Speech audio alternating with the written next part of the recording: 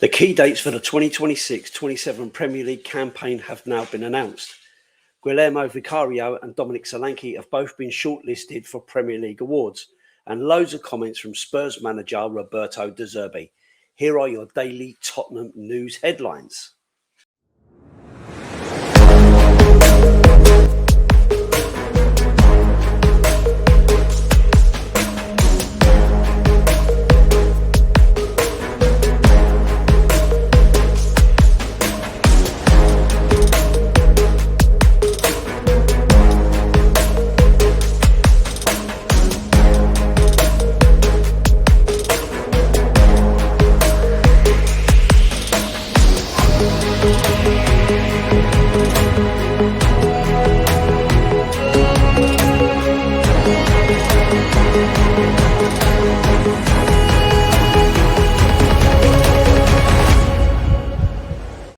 Hi everyone, hope you're well. Welcome back to the channel and to another edition of the Daily Tottenham News Headlines, where I'll be going through all the latest Spurs news, rumours and reports. My name is Leader Dorset Spur, and if you're watching on YouTube, please like, share and subscribe to the channel. If you're listening to this on an audio platform, please hit that follow button and leave a review if you can.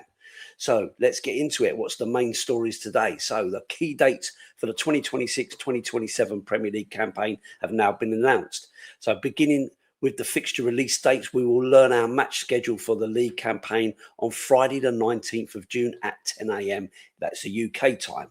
The season will then kick off on the weekend of Saturday the 22nd of August, a week later than the 2025-26 campaign. Our final game of the season will take place on Sunday the 30th of May 2027. There will be a slight change to the autumn international breaks, with regular September and October windows being merged into one. Starting on the 26th of September 2026, there will be a two-weekend international break, which will see the nations play up to 4 matches before returning to domestic action for the weekend of Saturday, the 10th of October. There will then be no further international break until the 14th of November, which will remain a sole weekend break from the domestic calendar. The Premier League has also announced a provision that no 2 matches will take place within 60 hours of each other during the festive period. Guillermo Vicario has been shortlisted for the Premier League's goalkeeper performance of the season. This is for his standout display against Chelsea on the 1st of November. The Italy international made 8 saves from the 9 shots on his goal in the 1-0 home defeat, which included a superb reflex save to deny João Pedro from close range in the second half stoppage time that received a Save of the Month nomination. Dominic Solanke's scorpion kick stunner has also been shortlisted for the Premier League's Goal of the Season award for 25-26. Finding ourselves 2 goals behind to Manchester City at the Tottenham Hotspur Stadium on the 1st of February, and number 19 was at the heart of the second half fight back by halving the deficit on 53 minutes before producing a moment of pure magic to equalise as it ended 2-2 on the night. Coming 20 minutes from time, Conor Gallagher won the ball back in a typical fashion and sent it across from the right flank, which Dom met with an acrobatic scorpion kick that looped over Donnarumma and into the net. The striker's finish, which scooped both the club's and the league's Goal of the Month award for that month, is one of the 10 contenders to be shortlisted for the Goal of the Season in the top flight. Voting closes at midday on Wednesday, the 27th of May, 2026. So, quotes from Roberto De Zerbi. Roberto De Zerbi on his time at the club and now looking forward. We closed one page and we opened another page today because we have no time. We have to organise the next season. We have to build a stronger team. But I'm very happy and very proud of what every one of us did. It was incredible. I think that, but it's finished. Now we have to move on to prepare for the future for our club. De Zerbi on feeling the love from the fans at the end of the Tottenham-Everton game, and did he feel a connection? By the beginning, I felt the connection with the players, with the club, but also with the fans. They need passionate people, and they need maybe people who believe to stay up. I believe to stay up, and at the beginning, in my time, it was surprised about the negative thoughts in that period because I was focused on the qualities of the players. At the end, if you work well, if you believe in yourself, if you try to put the players in the right condition to play, I think the results are normal to achieve. Roberto De Zerbi on if there are any moments along the way that stood out in the 7 games and the most important moments.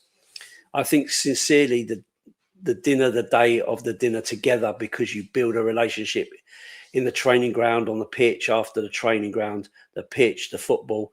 There is people, there is a man, there is a relationship with the players, and maybe in that situation. They know better myself, they know better them, and I think it was an important day to achieve the target. Is day by day. It's day by day. You can't lose energy. You can't lose training. And the reaction we showed after the defeat in Sunderland or in Chelsea is the same. I think the reaction was good. Roberto De Zerbi, and does he feel that Tottenham Hotspur will be stronger next season? For sure. I love smart people. The smart people learn from their mistakes. If this season was like this, it's because we made many mistakes. And sincerely, from the mistakes, you have to find the reason to improve, to work harder, to understand the mistakes. Otherwise, you can't compete. Roberto De Zerbi on saying at the beginning he had to limit his messaging in terms of the things the players would take on board. Is he excited to share his philosophy and what he wants to bring to the team training on the field with more time? Yes, but at the end, I think I gave a lot of details and ideas. I was not strong because I thought maybe to go too strong is like losing energy, because you can win with the style, but first of all you need the spirit, the attitude, the behavior. The next season I'm ready to go stronger. Roberto De Zerbi on what comes now in terms of recruitment. How soon does the club does he look at what he wants player wise in the summer, and does he feel the club are going to support him? Listen, we have a great relationship with Johan and Vinay and the whole board. I have no doubt, but it's right because I came to start a new plan, a new project, and the plan was not in Sunderland. It was after Everton, staying in the Premier League. My target was very clear at the beginning.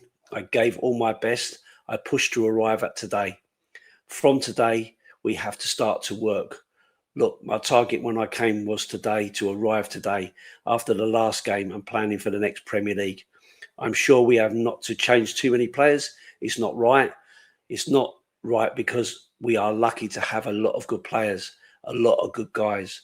I think we have to complete the squad in the best way with the best level of players, with the right behaviour of the players, because now the qualities of the players are important, but more important is the spirit and the mentality of these players. And now that job starts. Robert De Zerbi on, does he have priorities in terms of the work he would like to do with the players? I want to improve the quality of the play for sure. I want to improve the build-up, because normally you are focused on the last 30 metres, but you can improve the last 30 metres if you play better in the first 70 metres. In build-up, we have to improve in the ball possession. We have to improve in the control of the game. For sure, in the finishing, the last pass, the assists, a lot of things we have now time to organise the improvement of the day. And what about De Zerbi on what does the summer look like for him? I'm looking forward to build a new team. I'm looking forward to call these players, to speak with them and to introduce the new season, and to speak with the new players we have to bring. We are lucky to stay here, and we have to compete in the best way we can. And Roberto De Zerbi on saying it felt like being underwater for 55 days. How does the air feel now? I think it was the best day in football, and I'm not so young, because when you win a trophy or you win a league, yes, it's very, very nice moment. But when you stay up, it's better. It's more intense as a moment. Roberto De Zerbi's message to the fans, just to say thanks, because we have arrived with the bus. It was incredible emotion, and we stay up. It's also their credit. So, Roberto De Zerbi, the main topic of the conversation, really. Lots and lots of comments in there. I think the key thing with De Zerbi is his passion and his positivity. I think that is a real key thing. And I think that's what he said all the way through. He came in and the players needed that direction. They needed that positivity. They needed that belief, and so on. I think it's clear that he wants to work on lots and lots of stuff, but he has to focus on the basics first. You've got to get all of everything ready. You can't just focus on the final 30 meters, as he said. You've got to look at everything. You've got to look at the control. You've got to look at the assist, how you move forward, and so on. So I think there's lots and lots of stuff that have come out of that, and I think it's important for him to lay out some kind of expectations and stuff. I think everybody's taking his words of only sort of 9 or 10, 11 players can stay. Everybody else has to go. I think you can take that with a bit of a pinch of salt. You're not going to be able to have a massive clear out of everybody and rebuild and start again. It takes time over the course of seasons. But it looks like he is going to be involved in the decision making, and that is the right thing. We need the manager to be able to look at how he's going to develop this squad and where he needs to focus his attention. And I think, having had this time, he will see who are the characters, who are the ones are prepared to change, who are the players prepared to learn and to listen to what he has to give, who takes it on and who's not going to be the right fit.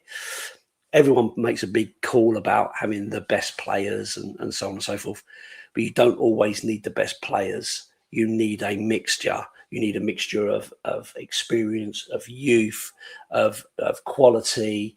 You need depth in the squad and so on. I think it's absolutely crystal clear. If you had every player available, you have a first 11. But if that first 11 is not working, you need to be able to change it. And you look over at the bench, you need enough on that bench of quality as good as the 11 on the pitch that are going to give you that, or give you something different. If Kudus is not working on the right hand side, you need to be able to bring someone in who can do something a bit different, which we don't have at the moment. If Udogie is injured, we don't have anybody to bring in there apart from Jed Spence, who's right-sided. You see, it's like Dom Solanke might not be working, or he's injured or whatever, and all you've got in is Richarlison. You've got to have quality, and it's clear we don't have that. So there's a lot of work to be done in terms of boosting the overall squad, and getting the right mix of what you need. We clearly need a lot of experience. We've invested heavily in youth, but we need to bring in quality. And experience, obviously.